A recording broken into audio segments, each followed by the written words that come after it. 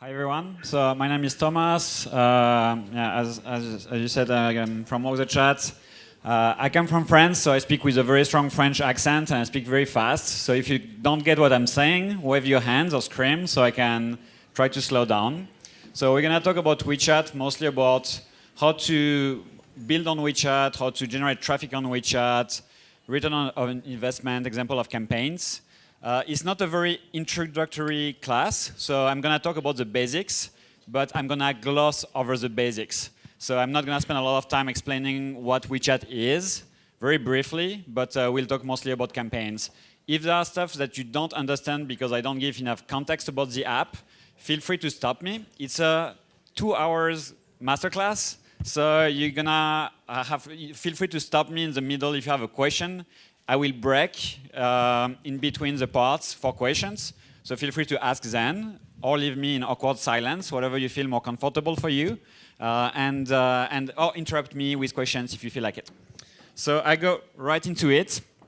So very quickly about me, so I run a company called WALKTHECHAT. We help mostly foreign brands, we also work with local brands, use WeChat and social media in China. So we work with a bunch of larger brands like Cisco, McLaren, Nestlé, Bosch, blah, blah, blah. We also work with small brands, and I will also talk a lot about small case studies today, because actually they're the ones I like the most. The brands we take from 0 to above $1 million USD of sales in China. Over the course sometimes of a few months. So that's basically the thing which I find we can learn the most, because the big brands, they come with their existing baggage of marketing, while the small brands really have to do the things right in order to get the momentum. Yeah, pretty much. And before that, I was doing some stuff, but you don't care about that, you care about WeChat. So what is WeChat very briefly? It's a messaging app, a social app, and has a wallet which is also used for e-commerce and enables to do payments and purchase a bunch of other services. So the messaging is similar to WhatsApp or Messenger. The Moments is the equivalent of the Facebook timeline, and you have integrated payments. And this enables to have very smooth transition between different parts of the experience, because you can start with a customer who starts on chat, and then gonna share with his friends through the timeline, and then drive into e-commerce and purchase. All within WeChat, and it enables to create a lot of interesting group buying, social sharing, social commerce features, which we're going to talk about later. In terms of dominance, I'm sure you've seen this slide. Maybe some of you might have from the Maker report.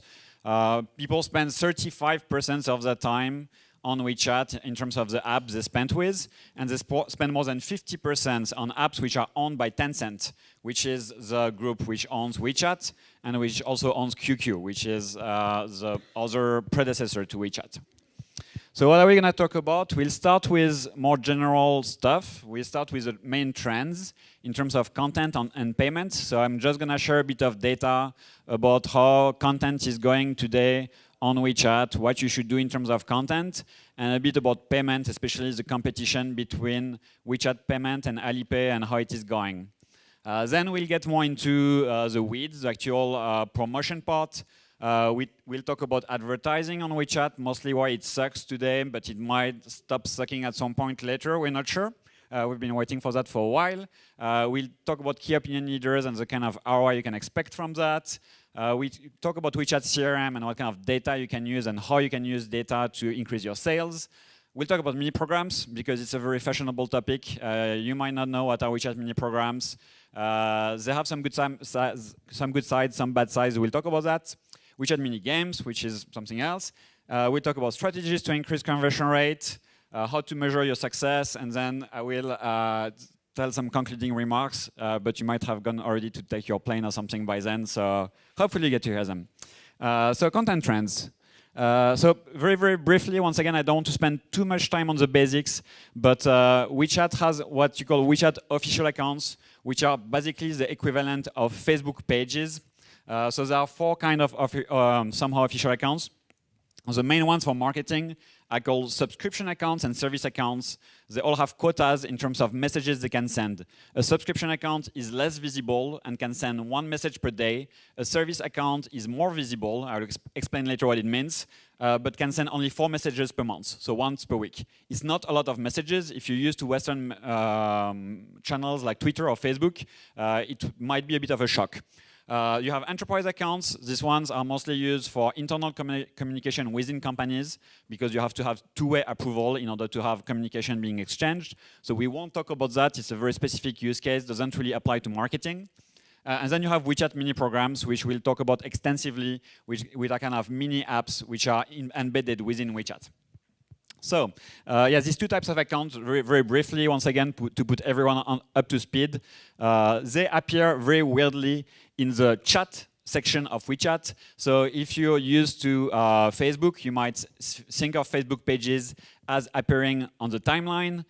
On WeChat, it's completely different. When people send you messages when brands send you messages on WeChat, they appear like this on the chat timeline. And so the service accounts which can send 4 messages per month, they appear like a friend. When they send you a message, it's like if a friend was sending you a push notification. The subscription accounts are stacked into this shitty blue folder that people don't open very often, and they can send 1 message per day. So basically, the big difference between these two types of accounts is a trade-off between number of messages and visibility. You can be super visible, but only 1 message per week, or you can be less visible, and then you get 1 message per day. And usually, the subscription accounts are used more by medias, bloggers, or newspapers. The service accounts are used more for e-commerce, traditionally. So if it's that obvious for all of you, that's great. Otherwise, hopefully, this helps you put you up to speed. And when we'll talk about WeChat marketing in the next slides, so we're talking mostly about these WeChat official accounts promoting content to users. So one interesting trend, of course, in terms of WeChat is that people spend more and more time on it. If you see the numbers between 2015 and 16, the 2017 numbers are not out yet. This should be in a couple of months. You can see that there is a great increase in terms of usage of time spent by WeChat. The number of people who spend more than 4 hours went from 16 to 33% of users. That's crazy. It's really crazy. And the number of people who spend a little time went down. Average is 66 minutes per day, which is too much time spent on WeChat. And this is from Penguin Intelligence, which is a research arm of Tencent. So is it good or bad for marketers? Kind of a bit of both. It means more competition. It means everybody is on WeChat. And so we showed these WeChat official accounts. And if you look at the data, you can see that it's getting increasingly competitive. And most of the WeChat official accounts see their reading rates decrease because you have more and more people trying to get all of these users' attention. So even if people spend more time, on average, it's getting harder and harder for brands. Some speakers already talked about the fact that WeChat marketing is not easy. It's not just about having an account, and it's definitely not getting easier as competition is getting harsher and harsher. Also, the half of the accounts are saying either stable or decreasing number of followers, which is a bit crazy to think that out of 2 accounts, one of them is seeing negative growth because it's getting so competitive that people at some point will just start unfollowing all of the accounts that they are not actively following. And I did that last week and unfollowed maybe 30 or 40 accounts I was following, which I was not really paying attention to anymore because I followed them in some promotions or things like this. So WeChat marketing is not easy. And if you see the way it's going, it's mostly getting more concentrated. So you can see that basically you have some new entrants with a small number of followers which are getting in, and there are more small accounts because these are basically the accounts which get stuck at the bottom. You have less accounts in the middle. So the middle of the curve is getting flatter and flatter. The accounts which have between 10,000 and 1 million followers are decreasing in proportion.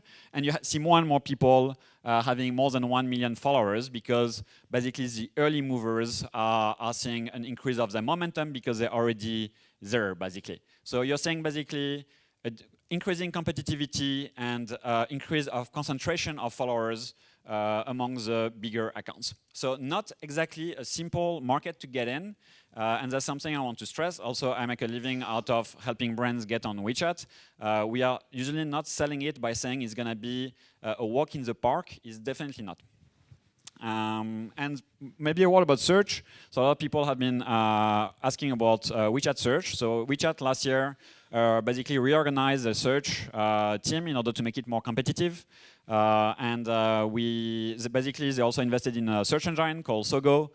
So there's a lot of question about is WeChat gonna take over Baidu in terms of search in China. Today, as far as the data shows, it's not really happening. We don't see so much search traffic when it comes to WeChat.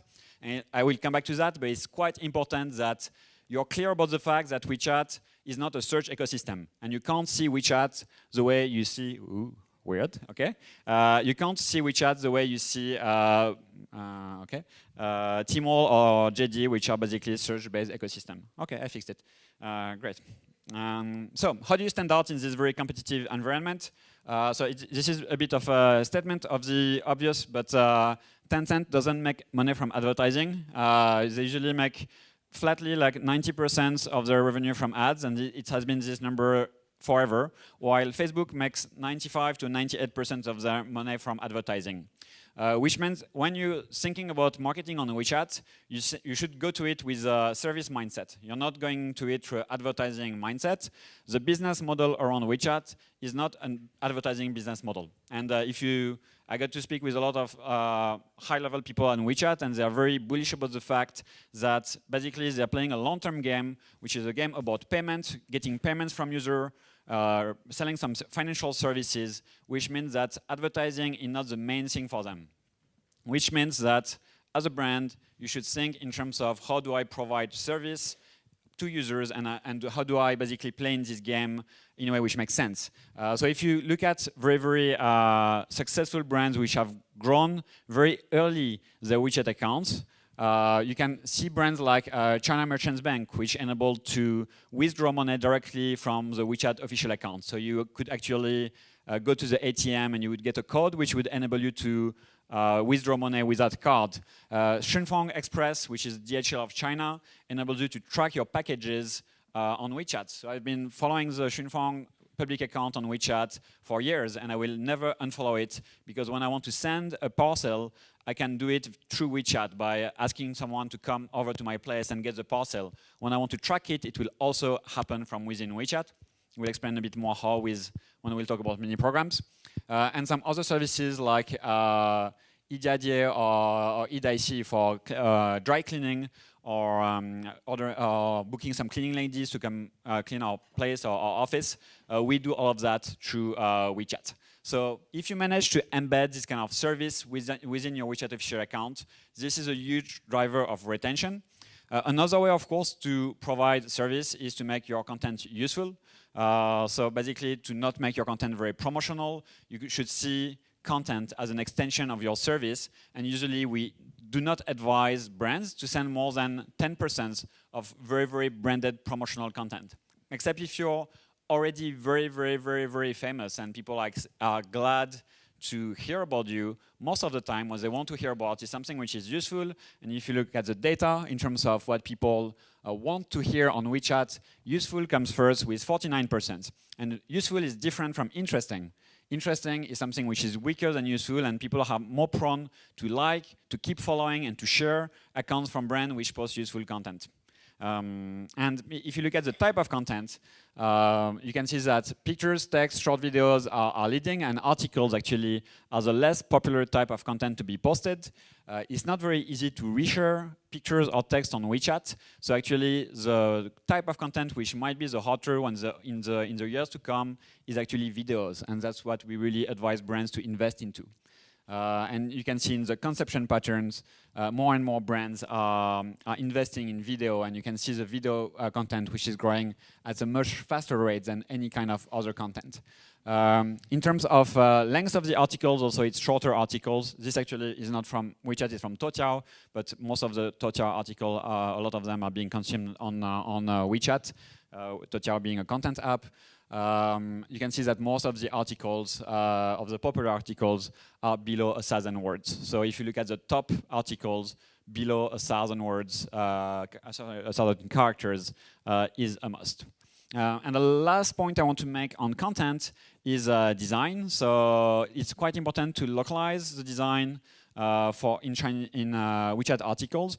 And WeChat has some very specific design standards. So designing on WeChat is not just following your brand image, it's also following WeChat's brand image. Because the reason why WeChat works is that people get into the app and then they get the feeling that they're not getting out. And you can actually have a website being open from within WeChat, but it should always look like WeChat in terms of UX. So you have a bunch of tools which will help you do that. This one is called Surme, so it's basically a drag and drop system which gives you a bunch of design elements which are basically WeChat friendly, and there are a lot of conventions in terms of the way you're supposed to ask people to follow your account and such things. So it's very good to find inspirations and to find basically what is the most common patterns of design on WeChat.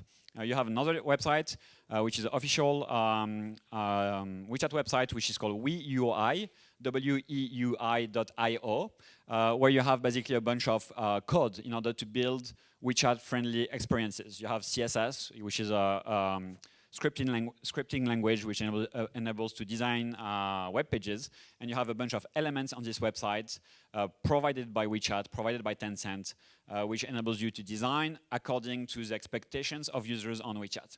So make sure to ensure that your design fits the WeChat standards is quite important and an important part of your content strategy. And last point on content is when should you post? So it's going to be a bit of a statement of the obvious, but you should post when people are not posting. So if you look at when are the articles published the most often and the reading rate is the highest, most of the articles, so the red is percentage of articles being posted, are posted during the week, because that's when people are working. And most of the reading is happening in the yellow during the weekends, because that's when people have time to read. So there is definitely an opportunity here by simply using a basic scheduling tool. Once again, you have quotas when it comes to WeChat. So it's not like you're going to be able to post necessarily every day. Especially if you're using a service account. So make sure to post on weekends using scheduling to basically send out this post. Another obvious point is the same pattern applies when it comes to hours of the day.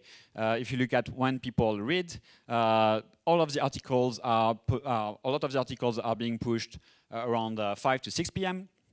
because that's when people leave the office and they're like, what the fuck, I have to finish that before I go. And then they send it out. But that's, of course, not when people read, because they're busy freaking out about the articles they have to send. Instead, they read in the early morning or in the late evening. So once again, save yourself some time and some stress, and gain some additional reads by using a scheduling software, scheduling CRM for WeChat. There are a lot of them out there. Any questions about content before I move to payment? Or are you going to leave me in this awkward silence? Sure.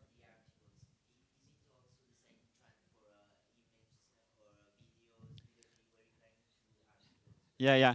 So actually, people don't send usually single videos or images on WeChat because they can't really be shared. So usually you should always, if you post out a video, you always embed it inside an article, because the sharing of videos and images is not really something that happens. There is one exception to that. There is a very famous WeChat official account called Wejisowe, which has, last time I checked, had more than 5 million followers, and he was sending out audio messages. So he was actually following exactly this pattern. He was posting every morning between 6 and 6:30, and he was sending out an audio message of 60 seconds, which you can send via WeChat. And audio messages really stand out, actually, because nobody sends them and they appear in a different color. So people would click on that, and then he would give a keyword that people could enter and then get an article that they could reshare. But this was really a UFO in the world of WeChat, because he was the only one posting stuff which was not article, and who managed to get significant growth. And since then, actually last year, he switched from this voice system to just posting articles every day. So even him switched to the kind of basic model. So it's possible to find growth without using articles, but it's really unicorns who manage to do that. And I've seen a lot of people trying to reproduce his approach and failing. He's the only one I've seen succeed in that. It's a very interesting case study. It's not in this deck, unfortunately, but it's good that you made me mention it. Thanks. Any other questions on content?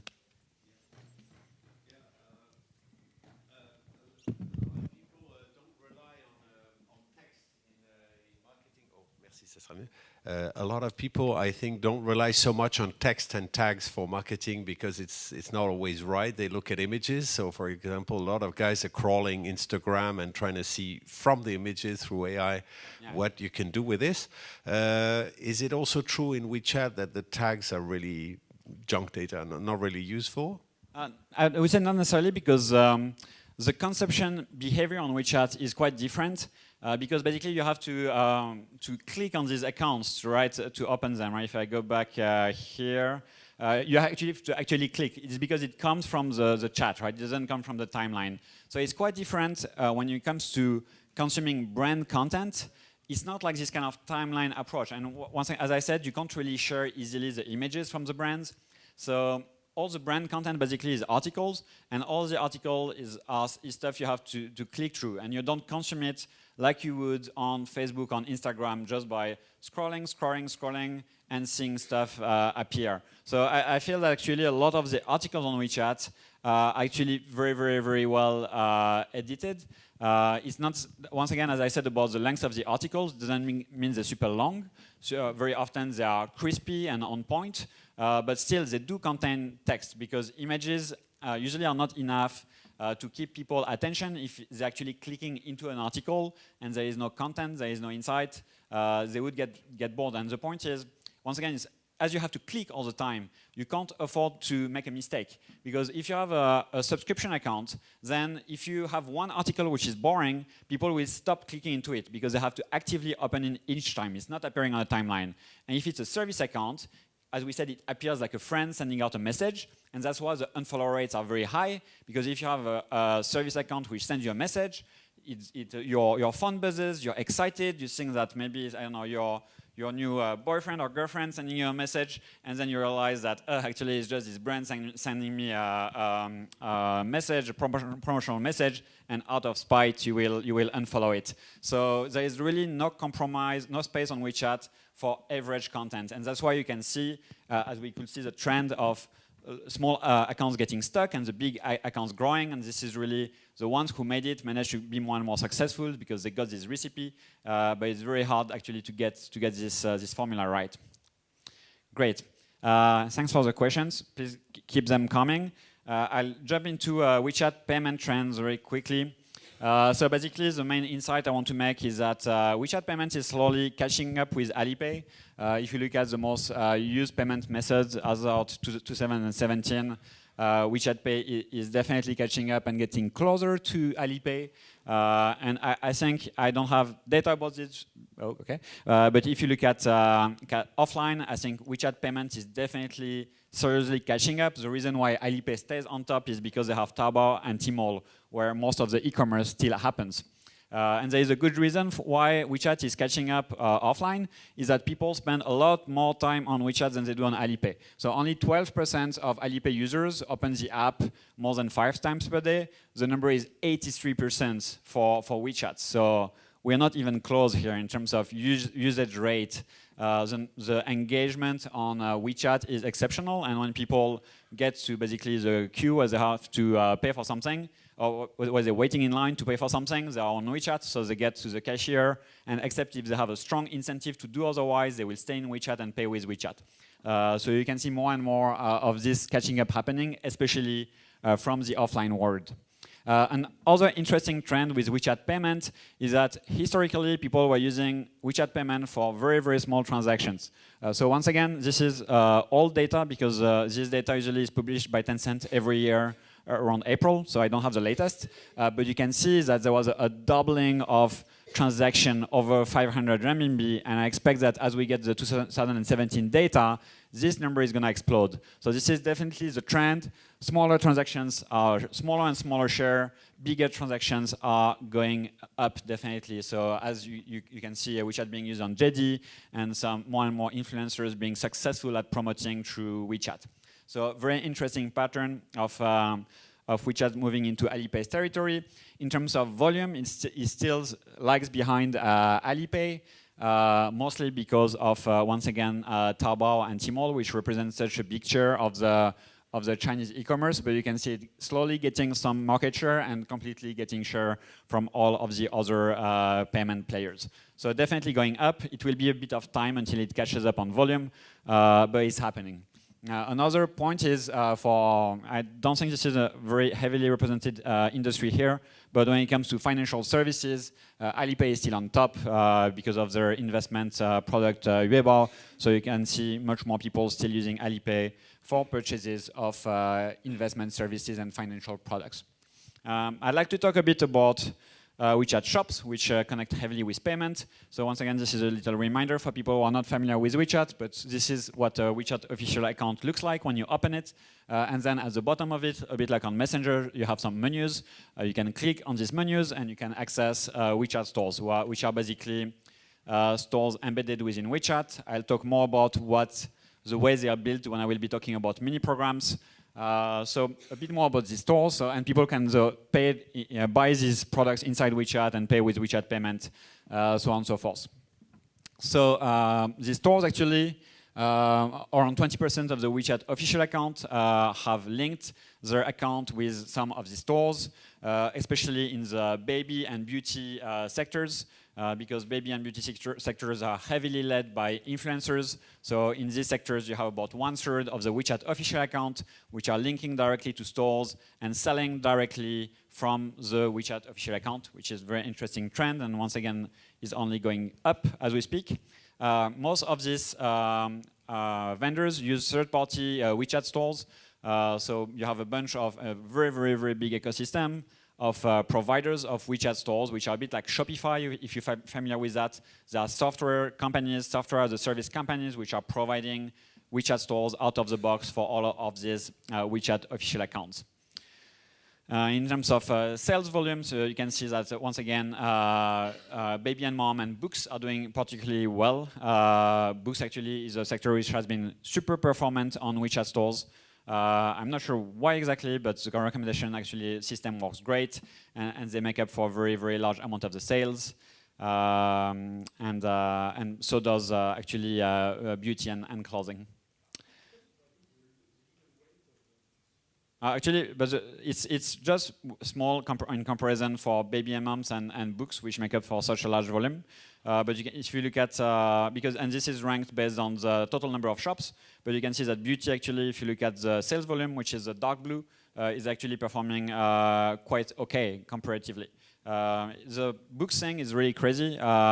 We see that basically, if you have accounts which do a promotion every day, and every day they sell 10,000 to 20,000 books, which is quite insane. I'll talk more about this in the case studies part. This is also to do with it's a lot of childcare related books, so it will be a lot of children books which are doing quite well. Sorry. I think this is the curve is getting flatter and flatter because childcare and books have been some of the early entrants. If you look at historically at WeChat public accounts and WeChat stores, especially everything linked with raising babies. If you see a lot of the early raising influencers, this was an area where people really wanted to have advice and feedback about how to do this. And a lot of the early superstar in terms of WeChat official accounts were actually childcare products. So I think that as time goes by, other more traditional areas like fashion and cosmetics are catching up, and the trend is getting a bit more balanced. I think this is a lot of historical data. It's a bit, unfortunately, this data is a bit older. It dates from 2016 because that's the latest data available for this specific statistics.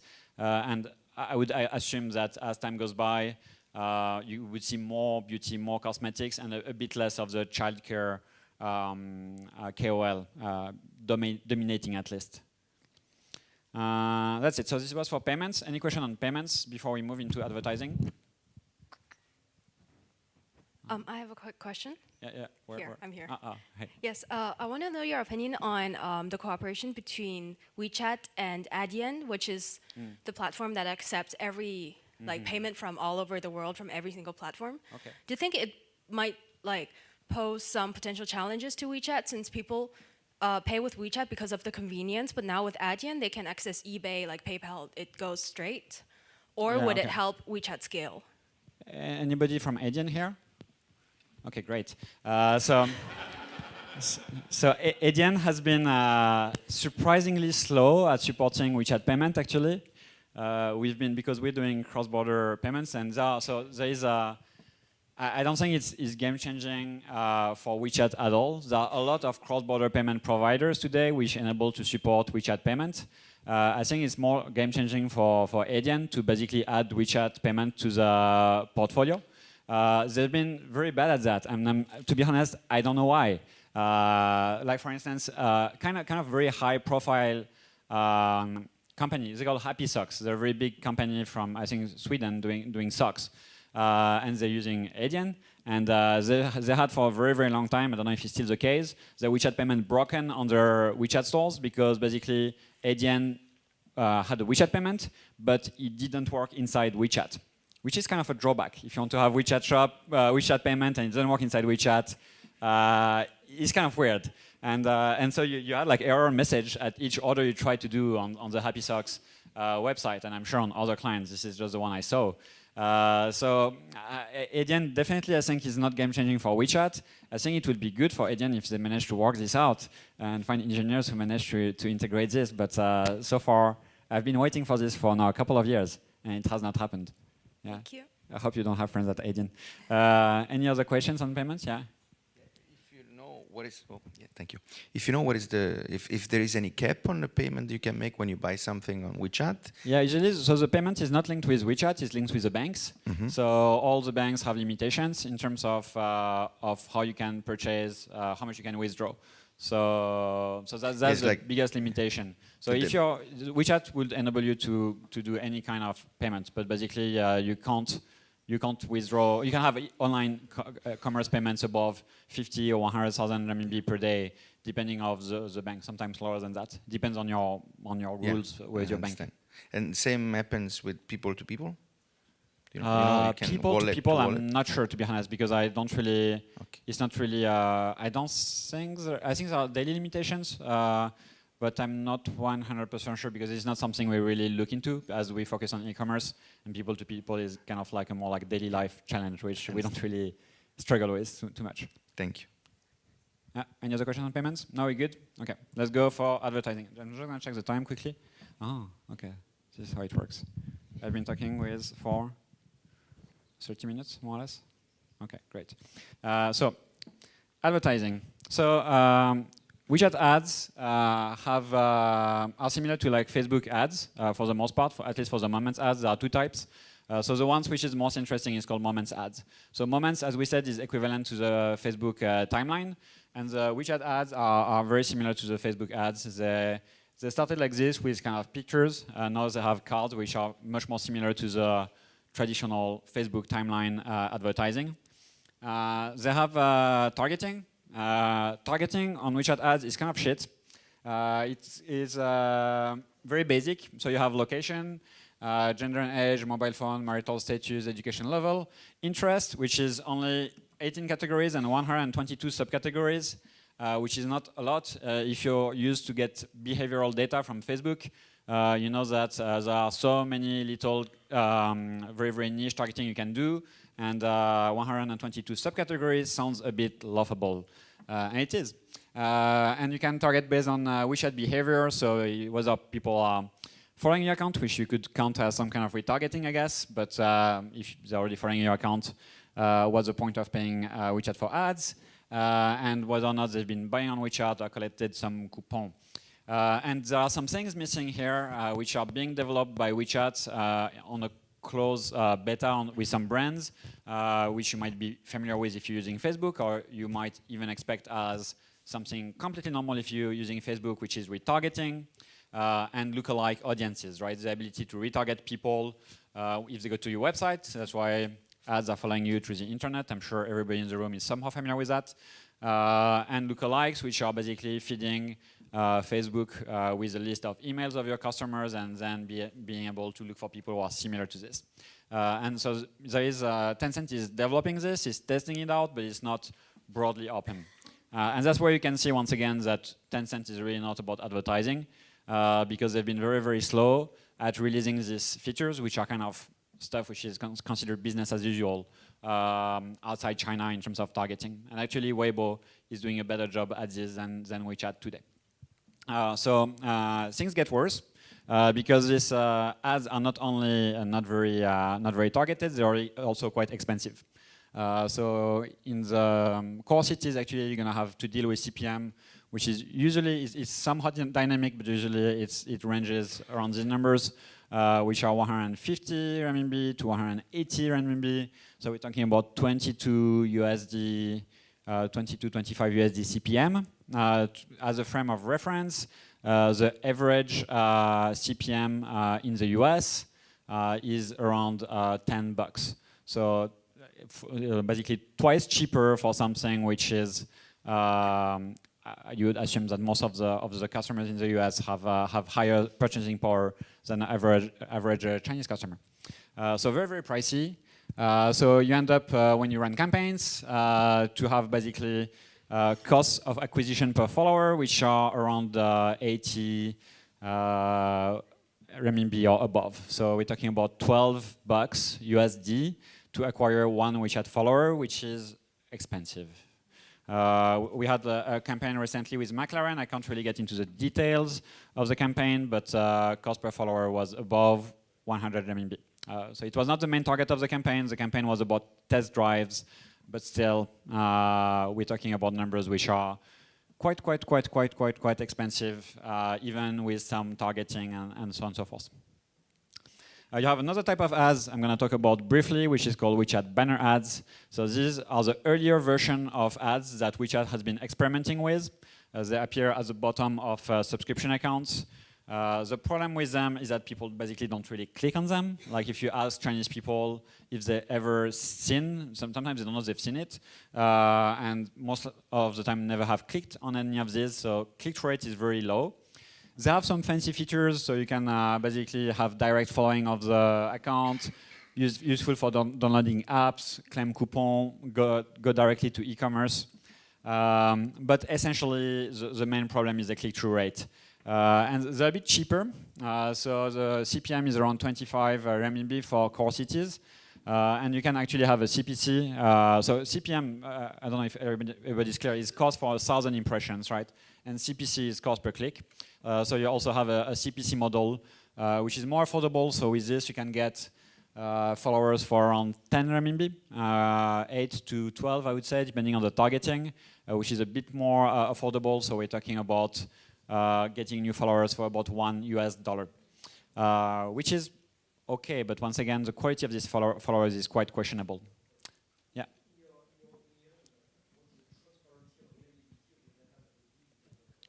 I think it's not great. And so far we haven't had very, very successful WeChat CPC CPM advertising campaigns. The quality of the people clicking is quite questionable. The quality of the data also is unclear in terms of how much is accurate, even for very basic stuff like gender or location. I think it's somehow questionable.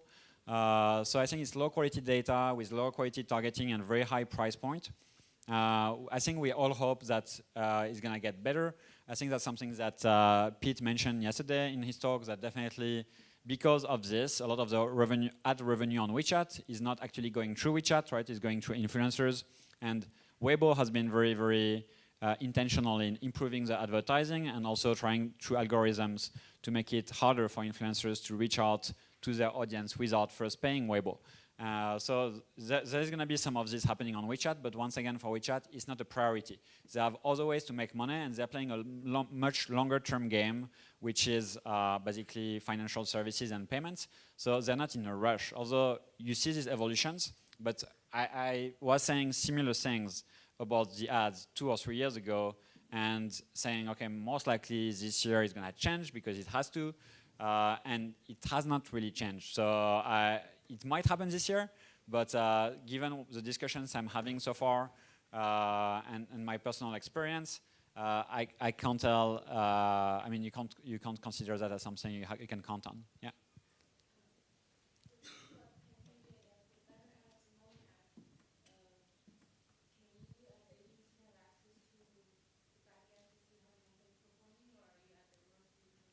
No, you can access to backend, which is somehow similar to the Facebook Power Editor, but once again with less data in terms of especially data you get about engagement. And the nice things you have with Facebook is that you can also loop back the data.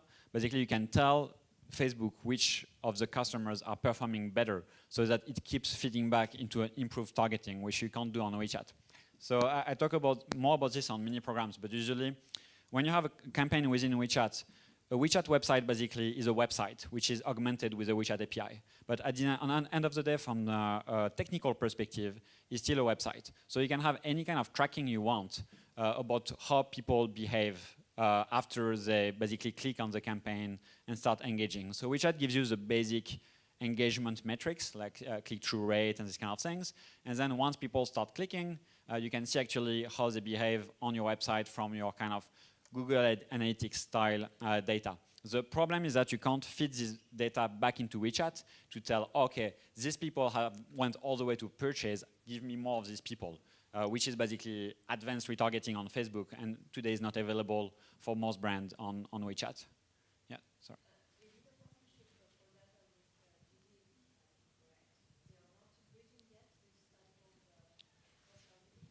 Yeah, it's not, you get some basic, once again, it's kind of the behavioral data I was showing earlier.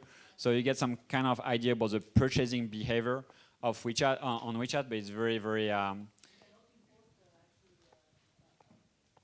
You can, but only for very select brands. So it's not open for like most brands. Some brands which are in kind of like a beta program can do some mapping of customers based on data that they import. But it's really restricted to a few brands which are working directly with WeChat, and the open system is still quite limited.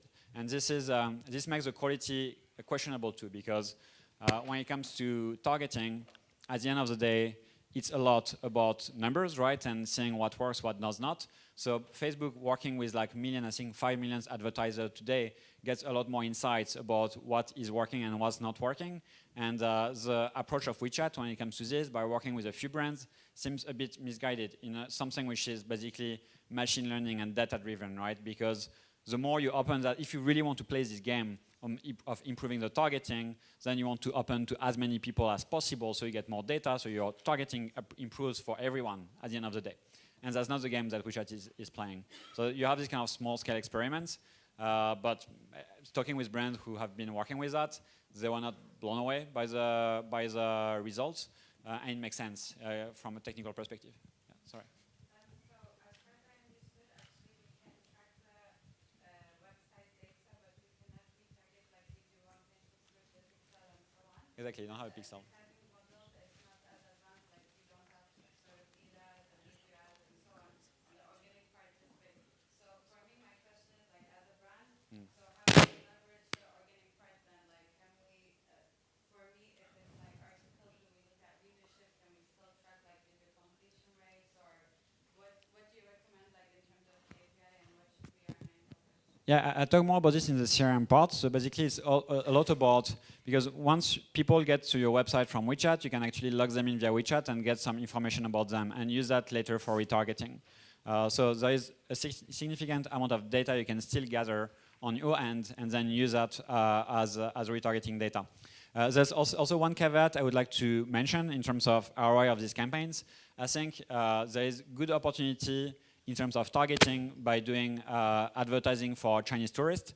That's something which is interesting because in that case, the targeting is actually less complex because if you have a tourist who's in France and in Japan, and you have some basic, as we mentioned, behavioral data about their purchasing power, that's enough to kind of get some interesting results. And I was talking recently with Shiseido, which did this in Japan, driving traffic to stores actually.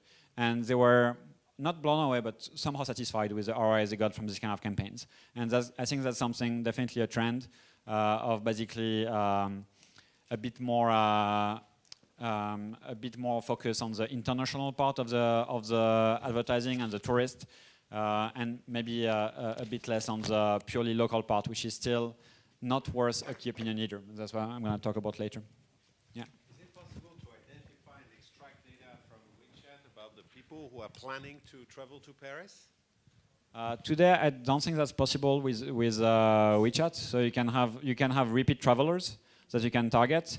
People are physically there on the day or were there last week, but you can't have intent yet. Maybe there's something Ctrip. I'm assuming there's something Ctrip does, but not WeChat. Yeah.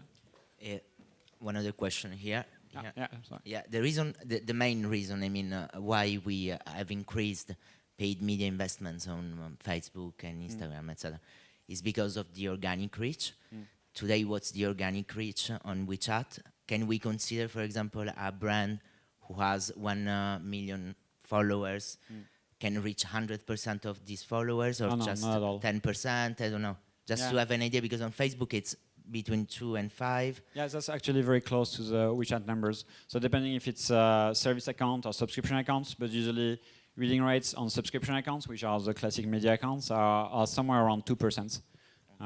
Then it depends on the virality of your articles. In the how to access success part, the final part, I talk a bit about this and how much you should expect to come from direct traffic from the WeChat official account, and how much should come from basically the reshares, and how you can use these metrics to judge the health of your content, whether or not it's viral enough, and so on and so forth. But yeah, basically the organic reach problem on WeChat is a bit different than it is on Facebook, because it's a design problem. It's not something which is controlled by WeChat. It's because of this this interface, which is basically chat-driven. So it's not like WeChat is not showing your content to users. It's because they basically design the system in a way that people don't click. So it's also a bit different from Weibo and Facebook, where Facebook at some point just pulled the rug under the feet of a lot of brands by saying, okay, I take the organic reach out from you, and now you have to pay me in order to get reach. While in the early days, right, it was reaching almost everyone. In the kind of case of WeChat, they just, I think, didn't really understand the implications when they designed WeChat official accounts, because they are products from the very early days of WeChat, and they didn't realize that with this very awkward structure with 2 types of accounts, they were kind of crippling themselves in terms of generating revenue and also making brands happy. So that's definitely part of the... I mean, my point is that when you talk about organic reach on WeChat, it's very different meaning than when you talk about it on Facebook or on Twitter or on Instagram. There's no newsfeed. I mean, there is a newsfeed, but it's not where brands appear, except if you pay for advertising. But if you just publish normally your accounts, your messages, they don't appear on the newsfeed, they appear in the chat. Yeah. Okay.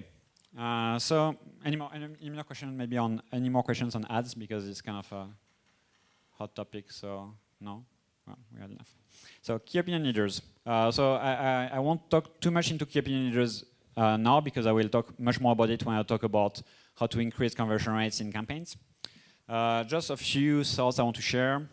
Very quickly, I'd like to talk about a platform that I like and that some of you might know, but some of you might not know, which is called newrank.cn. So basically, it's the biggest platform in terms of aggregating data from key opinion leaders, and can provide a lot of historical data about reading rates and content that they've been sharing. So this is definitely a go-to platform when you're doing campaigns and you're considering different kind of key opinion leaders. They provide a lot of insight about the data about these key opinion leaders.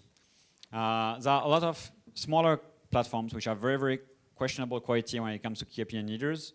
I don't want to pinpoint these 2 ones, but that's what I'm doing. There is, of course, a big problem of fake data from key opinion leaders in China. And I would say that it's quite difficult on the first side to define what's a real and a fake key opinion leaders, because a lot of them just steal content here and then republish it on WeChat. So the content can seem like it's high quality. The bots, in terms of clicking and commenting and are getting more and more sophisticated. So it's not very easy to determine what's real and what's fake. That being said, once you run campaigns, you can get some very interesting results.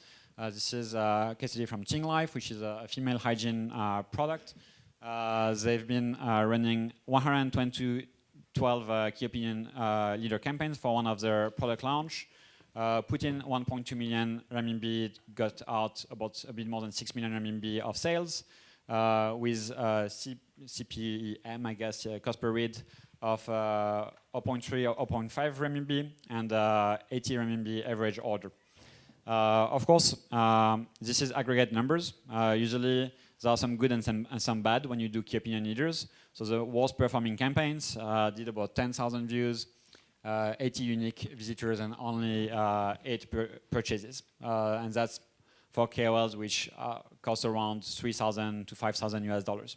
So very low ROI on the worst one, but on average, what you might get if you get to scale and you do enough of these campaigns is returns which are usually between 5 to 8 times your key opinion leader investment on WeChat. So that's basically what's also stealing the show when we talk about advertising, because people get positive return on investment from key opinion leaders, and that was what Joel from Feel Unique was saying this morning. WeChat and KOL are powerful ways to get started in China. People tend not to invest in the CPM, CP ads, at least for now. Another interesting case study is BotCare. So it's a kind of a small brand. It's a small US brand, but we started with them in October, and last month they did more than 100,000 USD of sales. So they're well on track to do much more than $1 million USD this year in China, which is kind of interesting for a brand which didn't have an official presence in China until October last year, and also mostly driven by KOL, that we work together with a company called Parklu to run and manage the KOL campaigns. And once again, ROI, which is around 5 to 8 times the investment. Yeah, so definitely interesting, and this gives them the opportunity to open up new channels, because for new brands, sometimes it's hard to kind of get into China because a lot of the Tmall partners will not work with you. So now that they kind of showed proof of concept, it helps them to expand. An interesting predictor of success, of course, is sales on Taobao.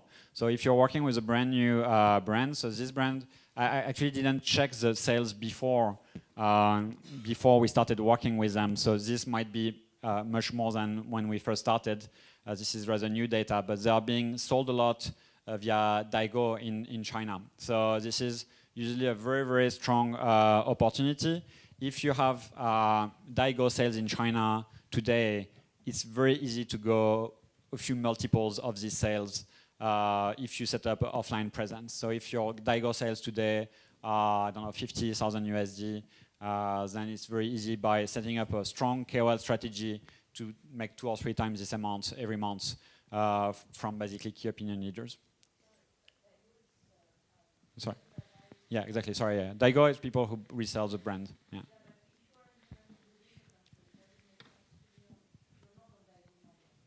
Yeah, what I mean is when you look at the Daigo sales, there are interesting way to kind of predict the success of a brand if they were to implement local channel, because you will always have Daigo sales. Like if you look at, I was looking at the channel sales, they have more sales on Daigo than they have on Taobao than they have on the Tmall. So some of the Taobao is some official Taobao, but a lot of it is Daigo. Daigo somehow, because they work with very, very nimble marketing strategies, they're very guerrilla, they're gonna go through WeChat groups and a bunch of forums and buying guides. They manage actually to keep some traction. So you never really get rid of Daigo. If you're successful, it's gonna be part of this. You're gonna try to reduce it as much as possible, because you want to kind of control your brand image. You want to track it to make sure that you're doing a good job at reducing this number and making sure that you own more and more of your customer service, but you can't get rid of it. So I think it's interesting to track it, to see how you're doing, and it's interesting to look into it before you get into China, if you're not in China, in order to get a sense of the potential, because it's definitely the strongest predictor of success if you start basically local marketing.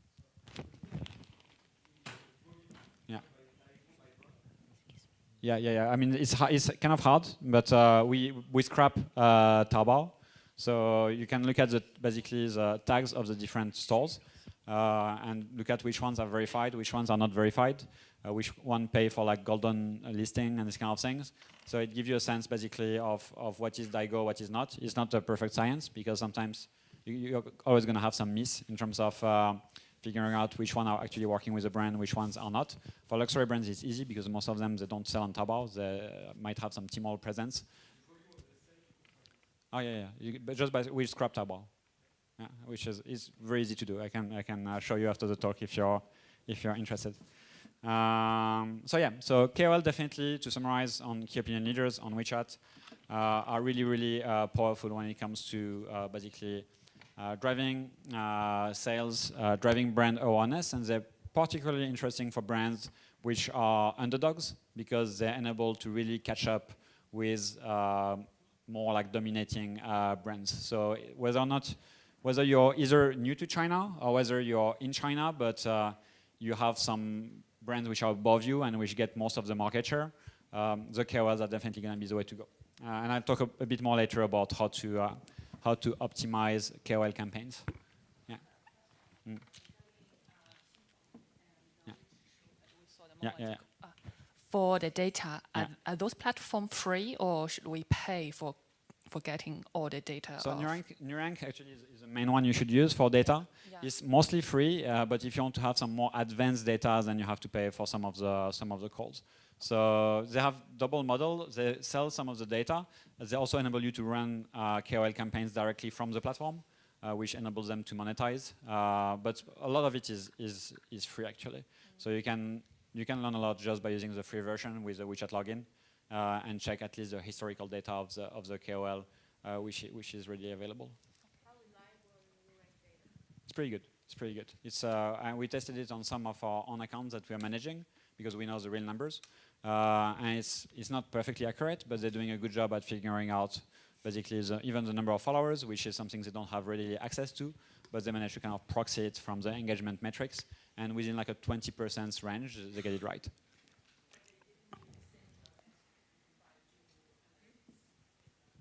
It's not, I mean, they're just basically they're scrapping all the WeChat data and then they're extrapolating some of it to figure out some of the things that WeChat does not disclose. For instance, number of followers. So because it's a bit complex, but basically they also have, some of the brands can sign up to Nurank and link their account. So they get some of the real data from some of the brands and they can use that to do some machine learning and figure out how the other brands perform because they have a statistically significant pool of data that they can use for extrapolation. Excuse me, I've got a question too. Yeah. You took this example of this American brand. Mm-hmm. What was the original budget they started with?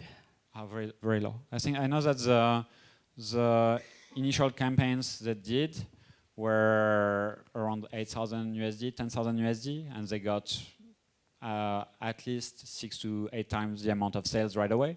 And then they increased that a bit, but we're in the process now of increasing their marketing budget because they've been happy, but they started with very low number, unusually low numbers. Usually we advise to invest more than that, but because they had already good Daigo sales, we thought it could work out, and it did in that case.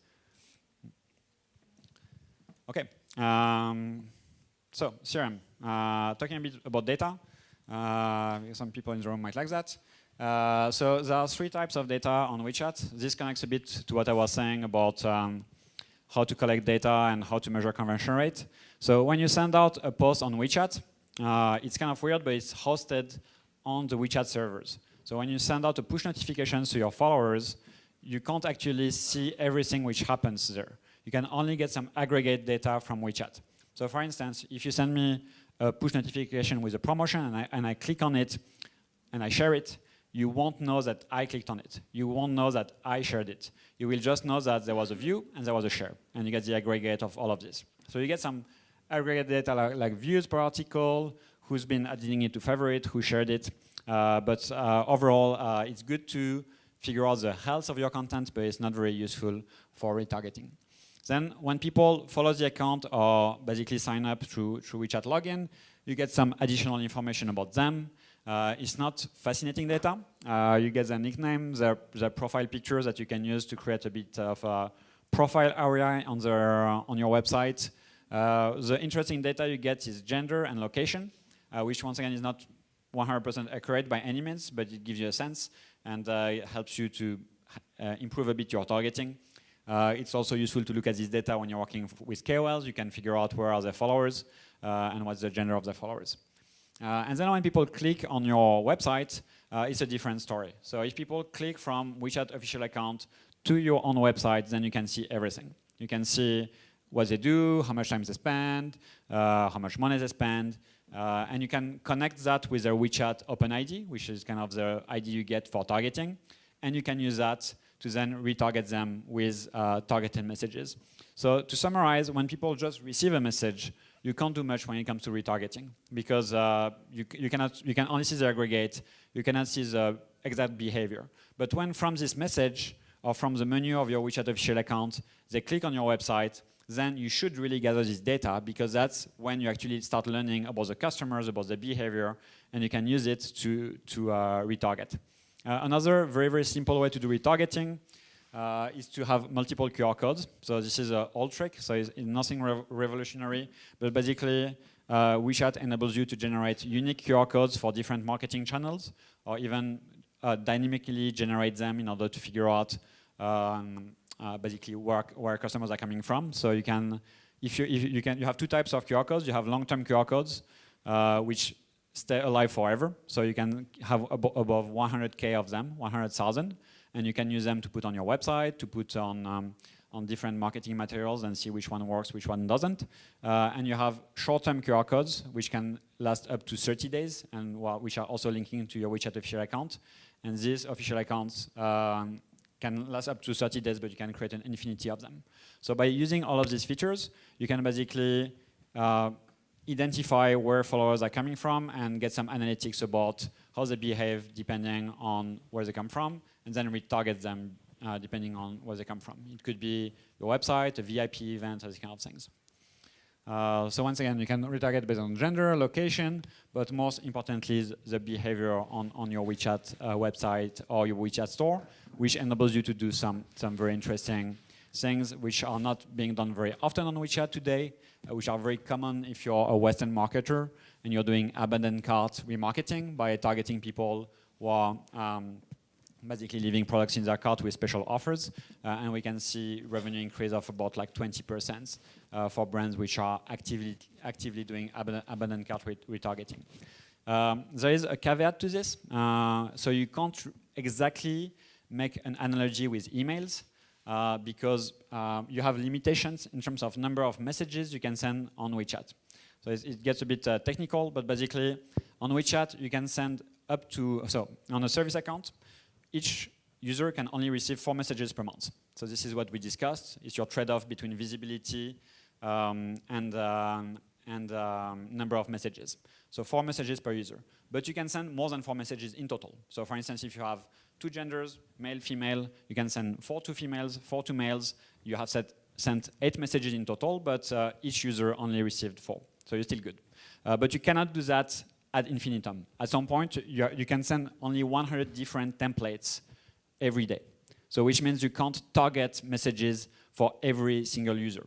You cannot say, hi, Thomas, thanks for buying this product. You can only say, okay, Thomas just put this product in the cart. He's part of a cohort of users who did that today. So I have 100 messages I can send. One of these 100 is going to be for people who have been putting the cosmetic products in their cart, and you're going to send it out. So you can segment users onto basically up to 100 groups, so a bit more than that. But you can't do exact retargeting the way you would do it on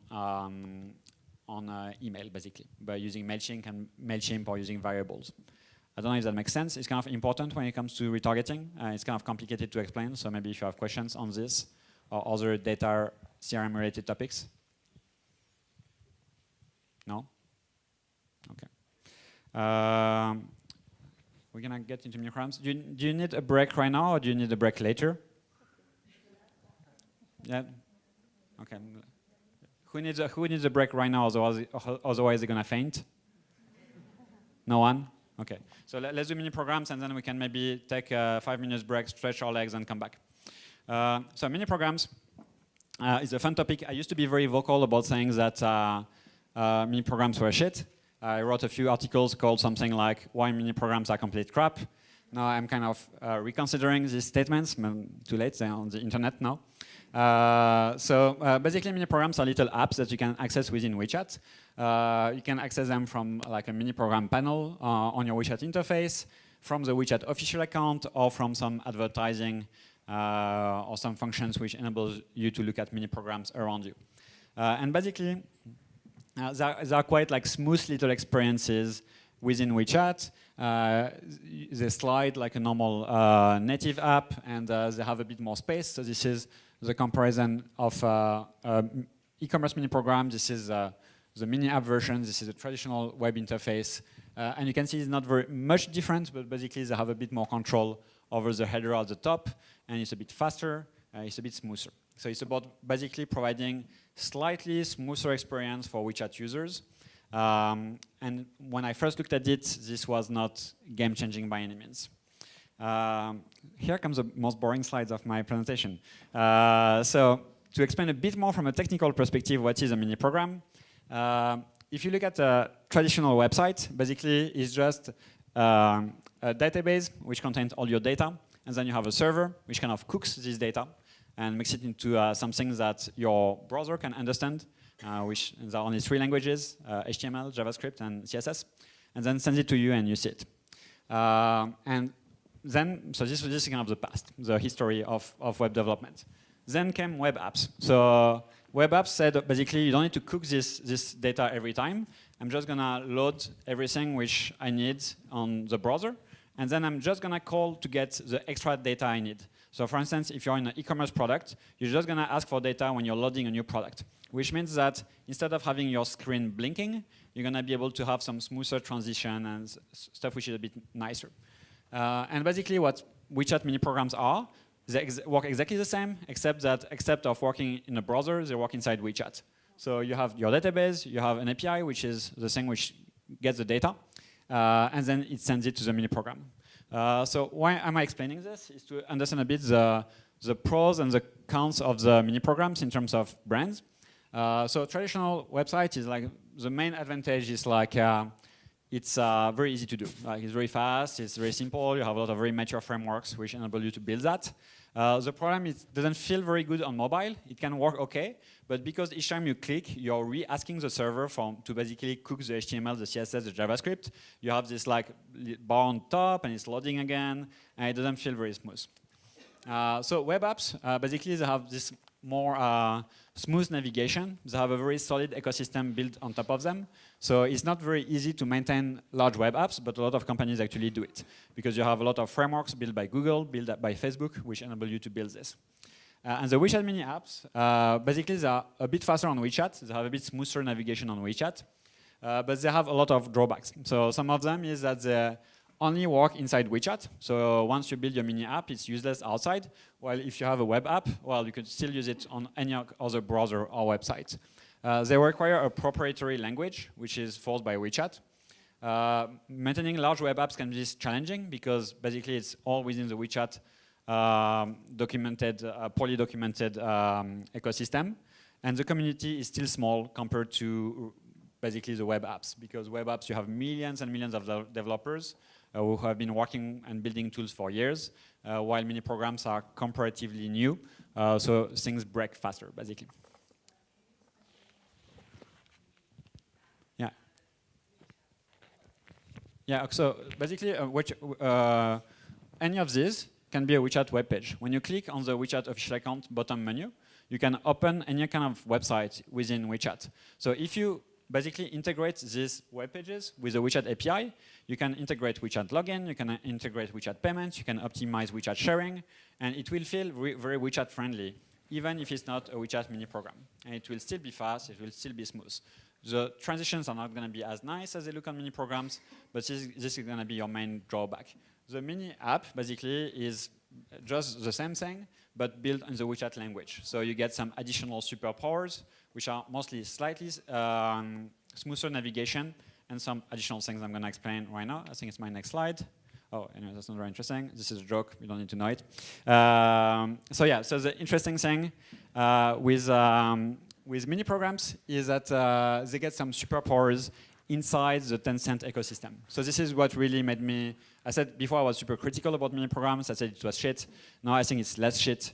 And it's kind of artificial non-shit because the way they did it basically is you can't actually link from a WeChat article directly into a website, except if it's a service account with WeChat payment. But if it's a key opinion leader, who are usually subscription accounts, they can't create direct links from their articles to websites. They can have QR codes, which works, you could argue, pretty much the same because people are used to QR codes in China. But when you click on stuff, you can't get into a different web page. And mini programs enable to do that. So basically, you can click on this little card, which is at the bottom of a KOL article, a quite famous one, and then it takes you directly to the e-commerce experience. So you could argue that this may increase your conversion rates. I've been discussing this with some very, very large KOLs, above 3 million followers. Their personal thought is that it's not actually making such a big difference.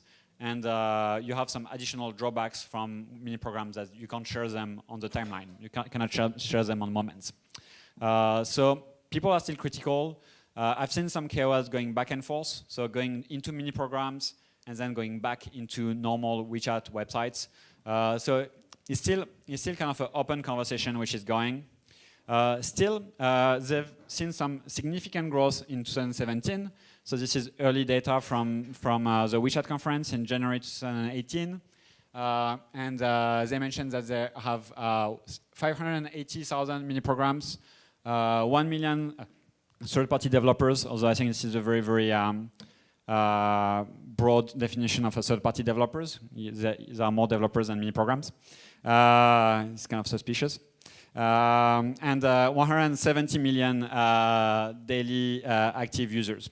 Although a lot of these daily active users are coming from mini games, which are basically a type of mini program which is used for gaming, which I will talk more about later.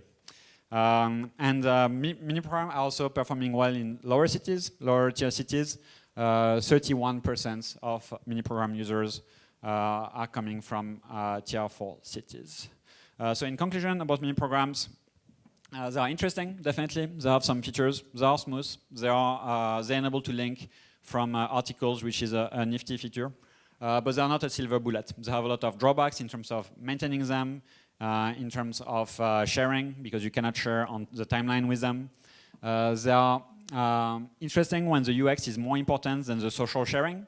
So typically, if you have an offline application, it can be interesting. If you just want people to pay for something offline, pay for a fee, something like this, pay for their restaurant, then you might just ask them to scan. It's a smooth experience.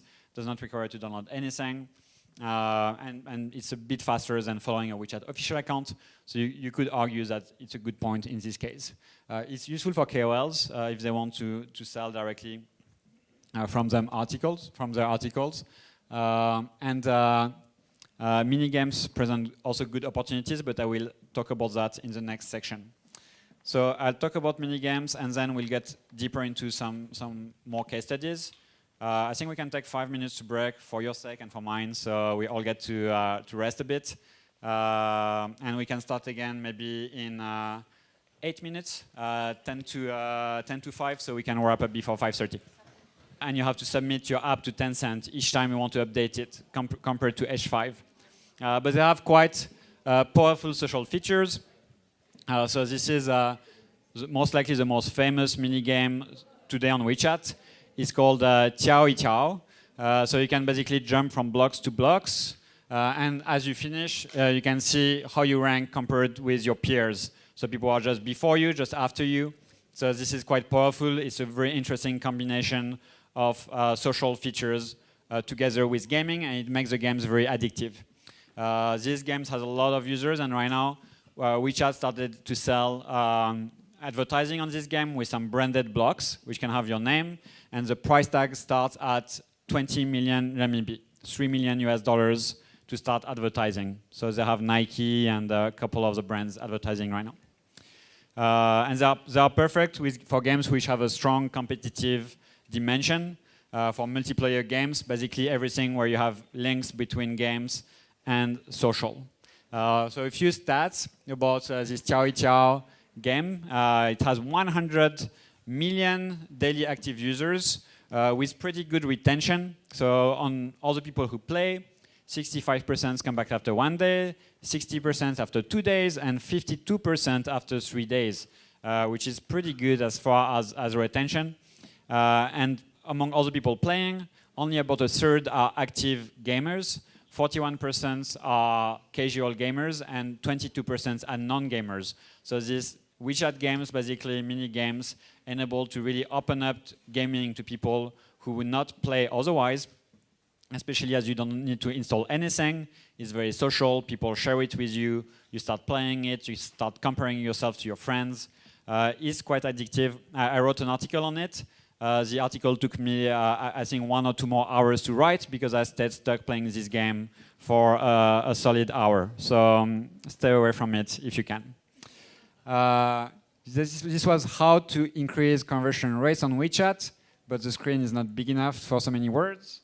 So I just like to highlight a few general rules about WeChat marketing and things you can do when you run KOL campaigns, and illustrate all of them with most of them with case studies of companies or key opinion leaders who've been doing that successfully.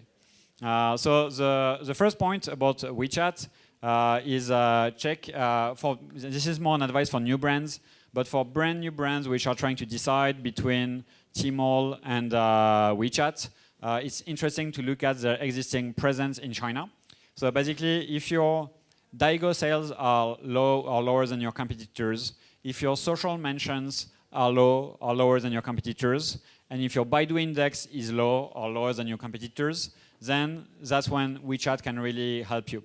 It goes back to what we were saying earlier, that WeChat is very different from a lot of the other products on the market in the sense that it's not a search-driven product. When people think about e-commerce, they think about Tmall and JD, but Tmall and JD at the end of the day are mostly search-driven, so it's mostly about people who somehow are already familiar with your brands.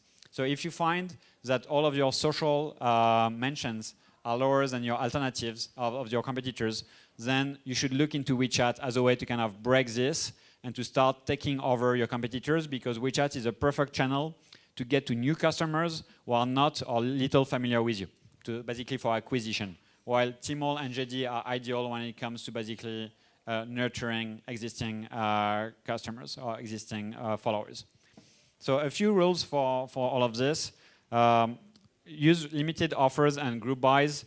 So I'm going to basically go through a bunch of case studies of people who've been doing that successfully.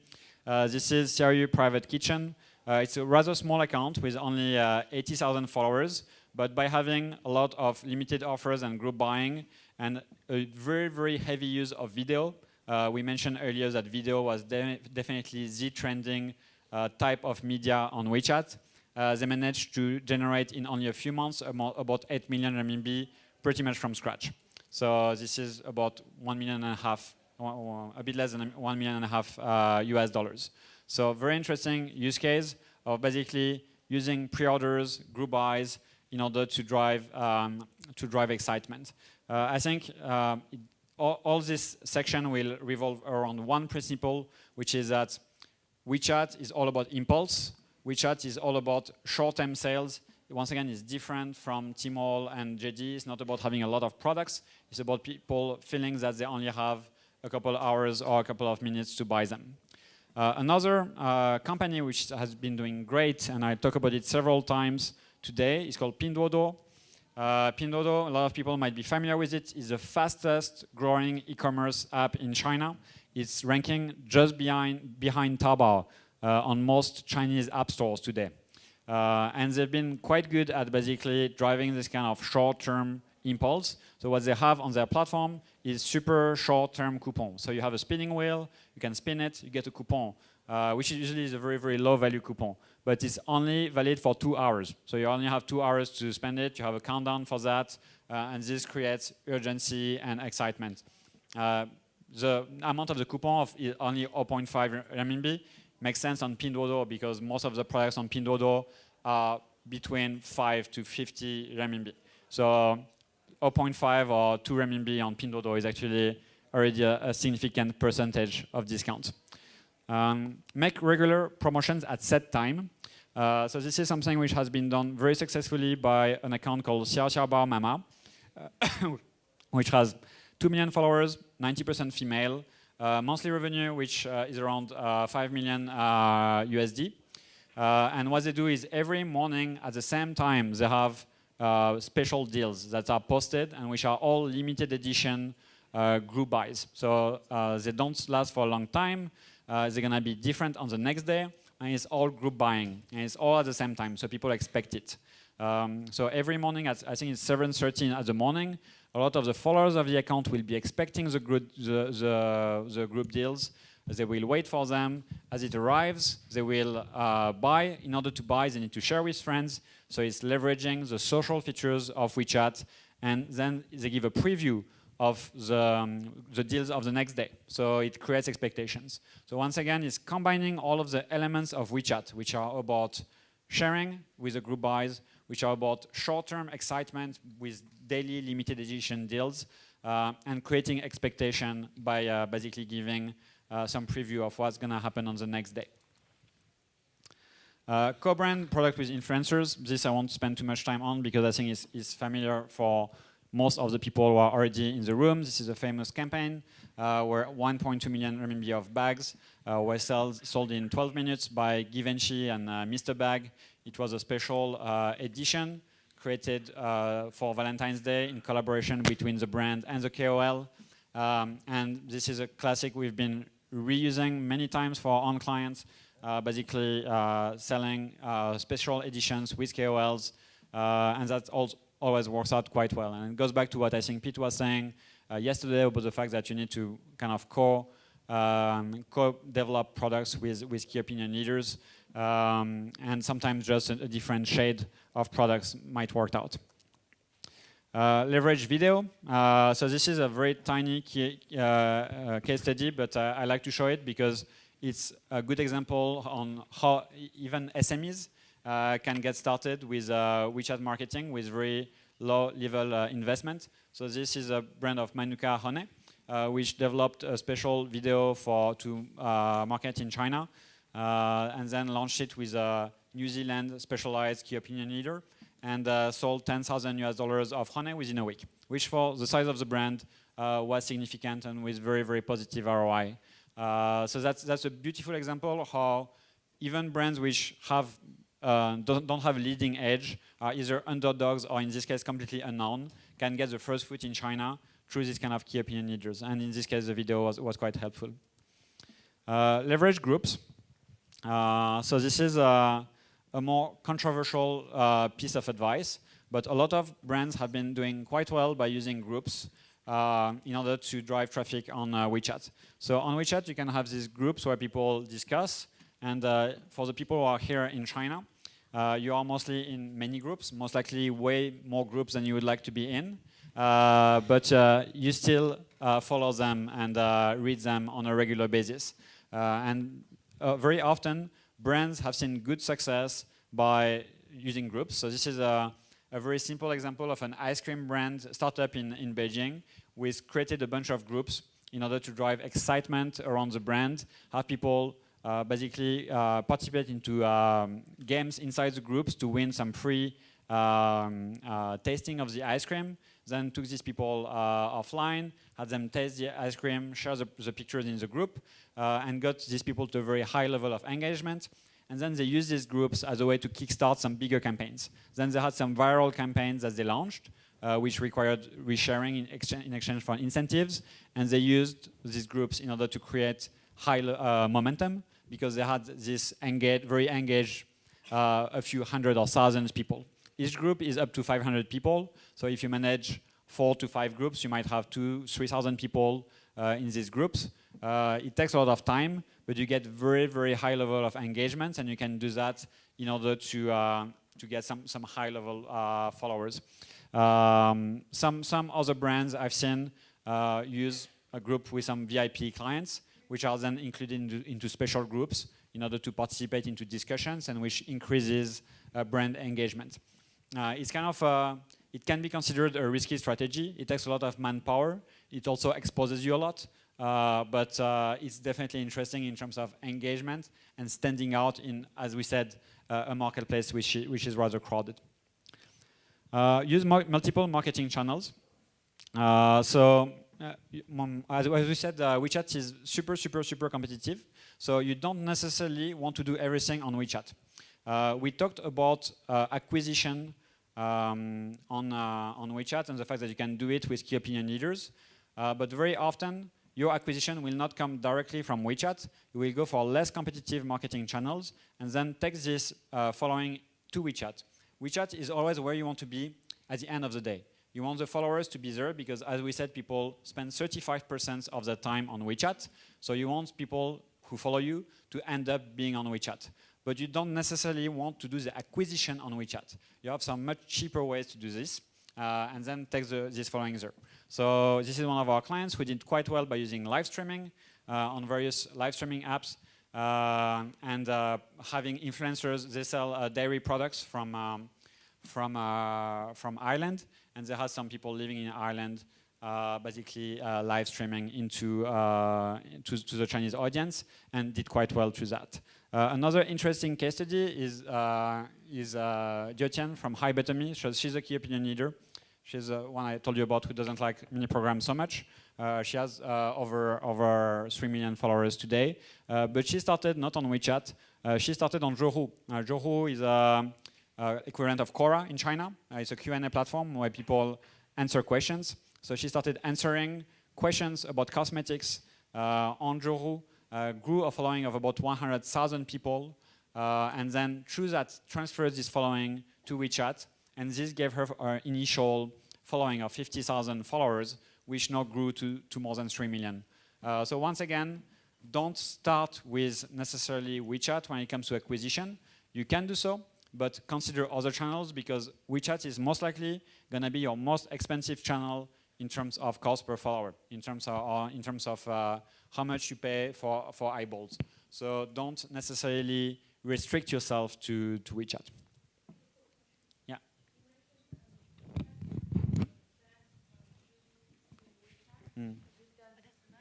No. So this is very manual work. So this is a challenge. As I said, so the views are going to be cheaper on the other channels, but transferring is not always easy. And this is where you have to be very reactive, because a lot of the platforms actually are usually very open at the beginning, and then they close down. So we had talks today from people from Meitu, who are maybe still in the room, maybe not. But for instance, Meipai used to be super good for key opinion leaders, because basically you could add any kind of links. It was still a cheap platform, and then link to websites and ask people to follow WeChat, and basically do a lot of things which are a bit crazy. 2 or 3 weeks ago, they blocked most of the links.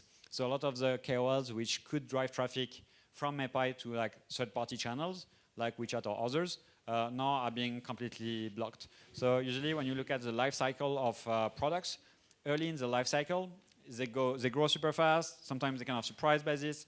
It's a bit crazy.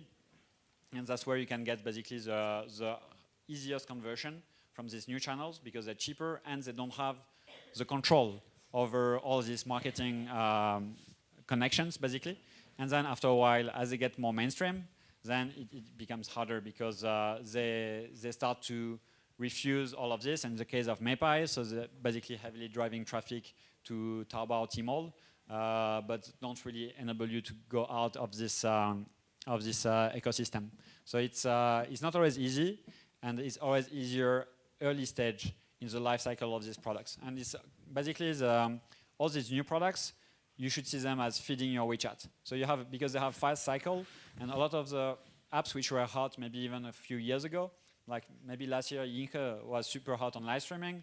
Now it's still there, but you don't hear so much about it right now. It's moved to Douyin and others. So these products, they have their cycle. You want to catch them when they're early in the cycle, drive traffic to your WeChat, which is where you're going to engage people on the long run. And this transfer is going to get harder as the products mature. So you have to keep jumping from product to product if you really want to see growth.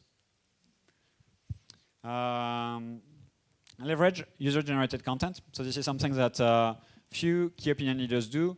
I'm going to talk about another very high-profile KOL campaign that a lot of you might have heard of, which is Becky Lee, which did a campaign for Mini, she sold 100 Mini Coopers in 5 minutes, which is impressive.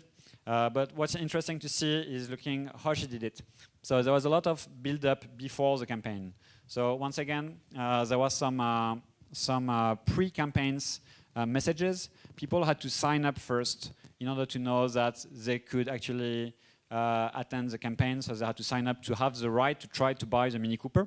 Then they had to submit the stories about Mini Cooper and anything which was related to them and the brand. And then Becky Lee published some of these stories on the WeChat official account. So this really increased the engagement because people got quite excited to see that their stories could be published on such a high-profile KOL account.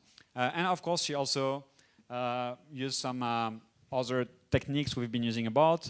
This was a special shade of bluish whatever of the Mini Cooper.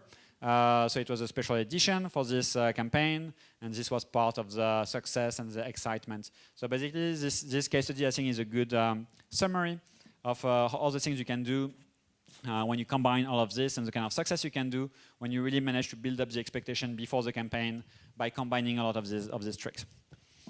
And one of the last I want to talk about is leverage the first 48 hours of user activity. So here I have to go back to something I said earlier.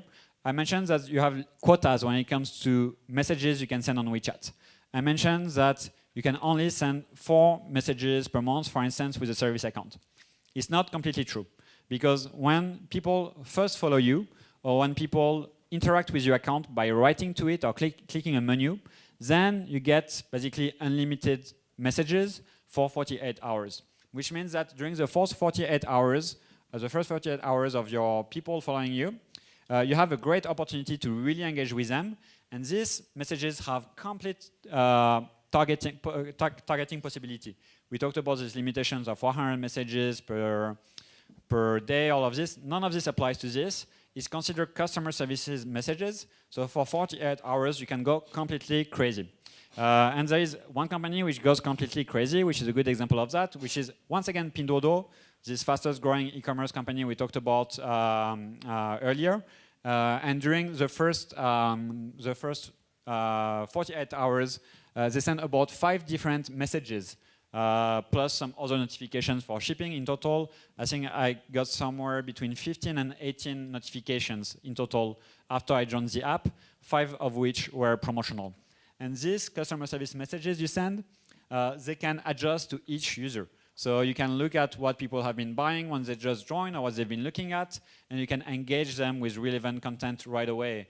And these messages can also link to anything. They can link to any web page. So basically, during these 48 hours, if you make good use of them, not only might you get conversion, but you might get a lot of data about what your users are interested in. So you should really leverage this. And some CRM softwares enable to do that, to basically create some kind of drip sequences at the beginning of the following period, and use that to qualify your users, look at what they do, engage with them. And that's something that very few companies are doing like this. Pinduoduo is a quite innovative company, and it can be quite interesting in order to increase levels of engagement. It's either following the account, interacting with the account by writing to it, or clicking on one of the menu items of the account. So if people just receive a message and read it, this is not triggering anything. They have to actually actively engage with the account by either following, writing, or clicking. And the easiest is just following, because then you know exactly where they are in the user path. You can have some more complex things if later they interact, but usually if they speak to the account later, you would have a customer service rep actually take care of that. But this gives you a very simple way to engage during the initial 48 hours. And the last point is break the rules if you're small or big enough. So there are some rules when it comes to WeChat. sharing. So you're not supposed to actually incentivize people to share or to do anything on WeChat in exchange for a reward. So if you tell people, share this and you get a discount, share this and you get free products, like this and you get free products or a discount, all of this is not okay and might get you punished or blocked. Pinduoduo, last mention of them, I really like them because they do a lot of crazy shit, but they actually are big enough to break the rules because they have some investment from WeChat. So they actually provide a QR code, and if you get 9 people to download their app, then you get some free products, like literally free. So I got like a bunch of nuts, like I think it's 1.3 kilos of nuts shipped to our office for free because I shared that with my friends while I was writing the article about this very feature. It was pretty nice. And this is from Three Squirrels, which is the largest food startup in China, which is now more than the startup. There was the highest selling food F&B store on the last Singles Day. So yeah, and then you get a notification each time a friend participates, which also feeds into this kind of exciting feedback loop. Each time one of your friends downloads the app, you get notified, and this increases again your early engagement with the app. So as I said, this is only if you're small and big enough.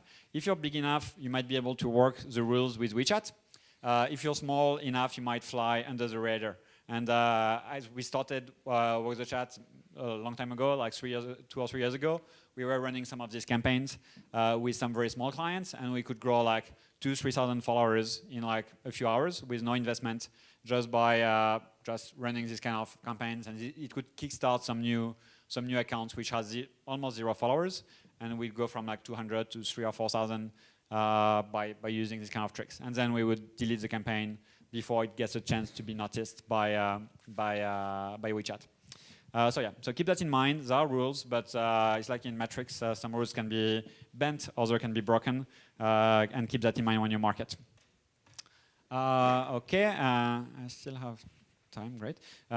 So I'm just gonna share a bit about how to assess success of your WeChat official account. It's a very, very simple overview. There is much more to looking at WeChat data, but as we started discussing that earlier, we can go through this quickly. So basically, WeChat gives you, as I said, some aggregate data about what people are doing on your account. So it's useful to look at this data and try to assess how healthy it is. So for instance, what percentage of your traffic comes from moments? So the percentage of reads coming from moments should be above 10%. Otherwise, it means your content is boring. The reshare rate is too low. So basically, for this, all of these stats, you should set some kind of threshold indicators so that if you go below a certain threshold for certain articles or on aggregate with your account, you know something is going wrong. The traffic coming from friends, so these are people sharing with other people, should be somewhere between 10 to 30%. Should not be too high because otherwise it means maybe your sharing is too low or other elements are too low. And try to keep it between this range. The articles coming from history, or the views coming from history, should be less than 5%. So what are views coming from history? So this is interesting when you assess a key opinion leader. So basically, when you're working with a new KOL, you're going to ask them to send you a bunch of information about their account. They're going to send you the location of their followers, screenshots of all these things, and where the traffic comes from, and what are these metrics for all of this sharing and all of this sharing on moments and with friends. And there is one metric that sometimes they overlook, which is views coming from history. So this means that you're opening the account and you're looking at the past articles, and then you're clicking on them. And who are the articles which have very, very high views from history? It's fake accounts. So if I want to basically increase artificially my views in order to fool an advertiser, I will pay some people, and these people, in order to consistently increase the number of views, they're gonna go in the history of the article and they're gonna start clicking programmatically or sometimes even almost physically in order to increase the views. So if you see that on one of your KOL account, the articles from the views from history are more than 5%, then it's a huge source of concern. It means they're fake, and sometimes they overlook this. So this can be actually a very interesting KOL detector. And a few concluding remarks before going for our last round of Q&A. I'd like to basically do a few predictions for 2018.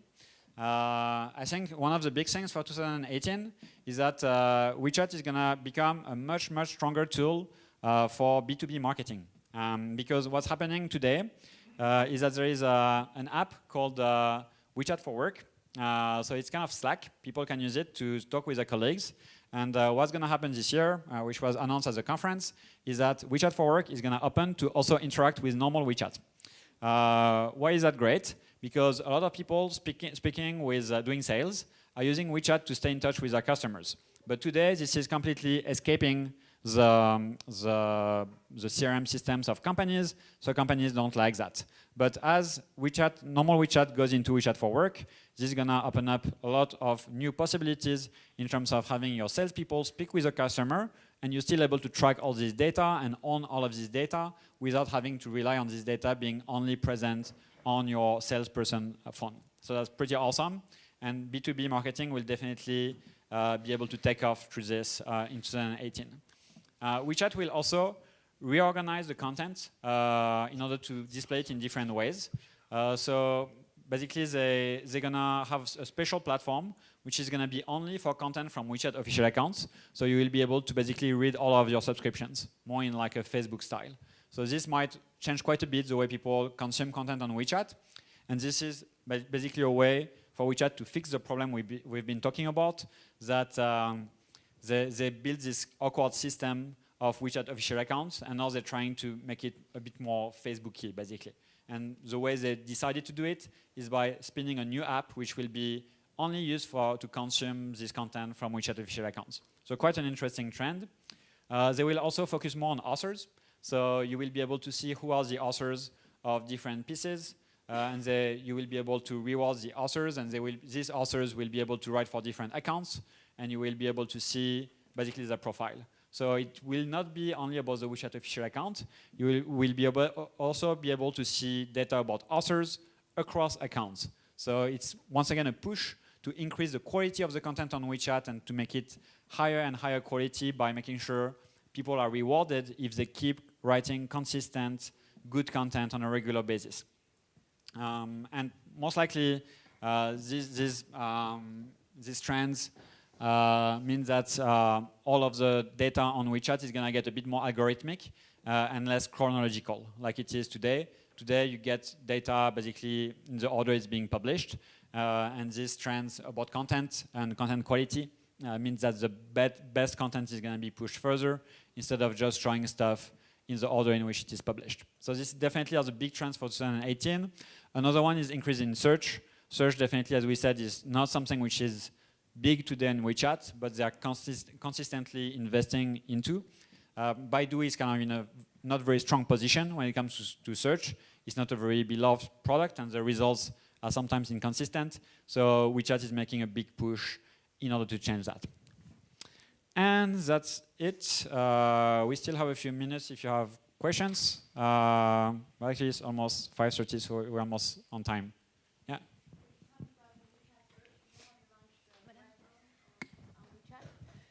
Sorry? Yeah. They just launched Brand Zone on WeChat, similar to the Baidu Brand Zone.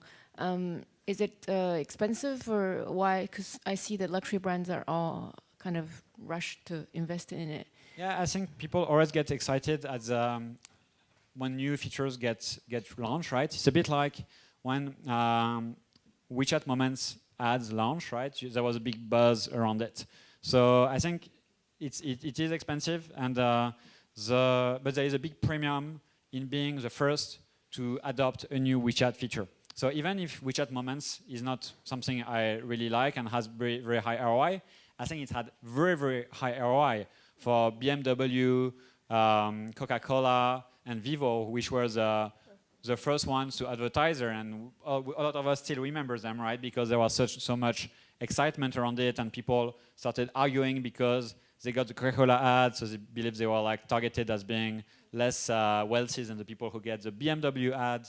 So I think it takes time to really figure out whether or not all of these new channels make sense. But definitely it makes sense to be either very, very early entrant and take them at the very beginning because there is so much momentum and excitement, or to wait until they make their proofs. So in this case, I feel it's still too early stage to really judge the channel, but there is still opportunity. It's the same for mini programs. Mini programs, when the first mini programs got released, they were actually quite successful, but only for a few days, and then they started going down, and then it started going back up. So your view on the current WeChat search, is it positive, not so positive? I think there is opportunity, but it's still it's not. There's nothing wrong with it, but it's just not the spirit of WeChat. WeChat is not a search-driven ecosystem, so I don't see much traffic coming from it from a data perspective today, and I think it will take time for WeChat to really take over because people don't go to WeChat to search for stuff, and they go to WeChat to interact with their friends, and you use search inside WeChat to look for information inside your basically closed WeChat system, but you don't use it when you look for services the way you would use Baidu or even Tmall, because Tmall, JD also are search engines at the end of the day, right? So I think there is opportunity, but it's going to be a big U-turn in terms of marketing for WeChat to go from basically a social network to a search engine, because it's two very different products, and I don't think people approach WeChat as a search engine today at all. Any other questions? Just clarifying redirections. So if I'm a brand, yeah. If I'm the brand, so from the account I'm sending over a message to users. Yeah. So then I can use like a message redirecting to my website, right? And I can do exactly the same from an advertising campaign, a paid media campaign in the moments. But okay, yeah, go ahead. Is this correct? Or so if you send out a push notification, you can't send users to your website directly. You can only send them a message hosted via WeChat. And then, so this is the article, which is kind of the native WeChat article. Mm-hmm. And then within this article, you can have a link, if it's a service account, which links to your website. If it's a subscription account, then you will have to go to a QR code. Or there is like a little link at the bottom left of the article, which can lead to a URL. So that's it's not super easy. I mean, you're not going to have a lot of people going from each message to your website. So qualifying people will be a long-term trend. Some of them are going to click today. Some of them are going to click tomorrow. At the end of the day, you want to gather all of this data, so you collect this CRM data. For moment ads, it's also not direct. So you can have basically a landing page. So when you click on the moment ad, you're gonna have something which is gonna pop up like this, which is gonna open up and show some information about the brand, maybe a video, images, and then some action calls. And these action calls, if you click them, can take you to H5. But you neither with push notifications nor with ads, can you go directly from WeChat to H5. You're always gonna have an intermediary step. The only case when you can go directly to the website is if you use the customer service messages, the ones that Pinduoduo use for the first 48 hours. These ones can link directly to H5. Okay, clear. Thank you. Any other questions? Okay, maybe last question because it's almost 5:30. Excuse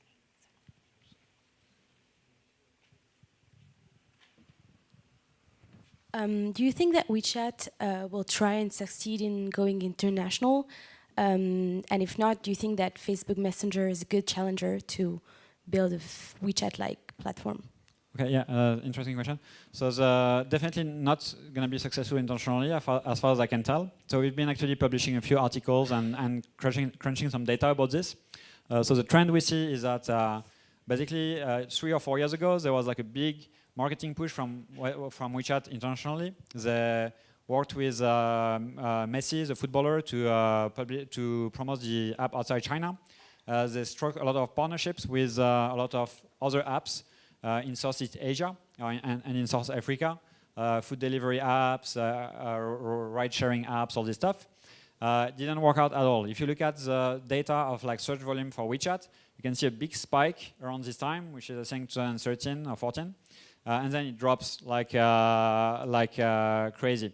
And if you look at this data a bit more closely, countries by country, you can see there are a few countries where they managed to keep the momentum.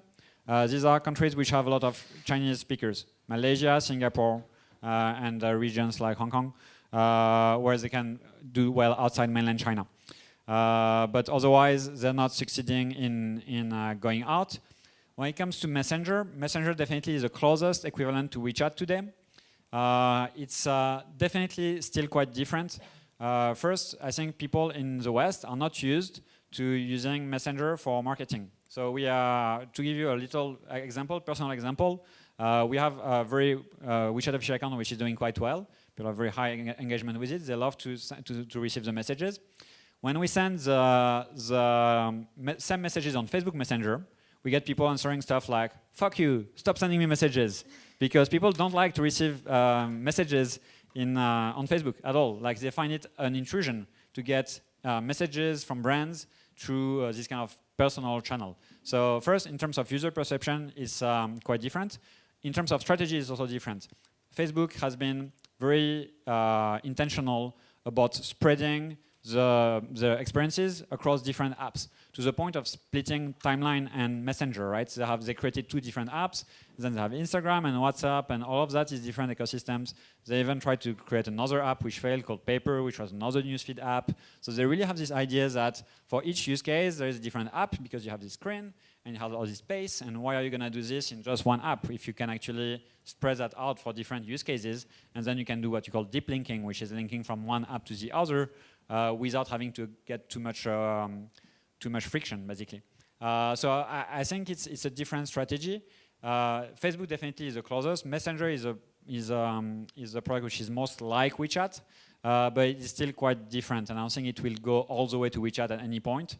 I think it's just a very interesting case where you have two different internets which have evolved in parallel, and they made different choices. And I don't think they're gonna necessarily converge to be similar. And I think that was a good last question, and it's 5:30, so the timing is good, and I'm gonna let all of you go back home. Thanks a lot for your attention.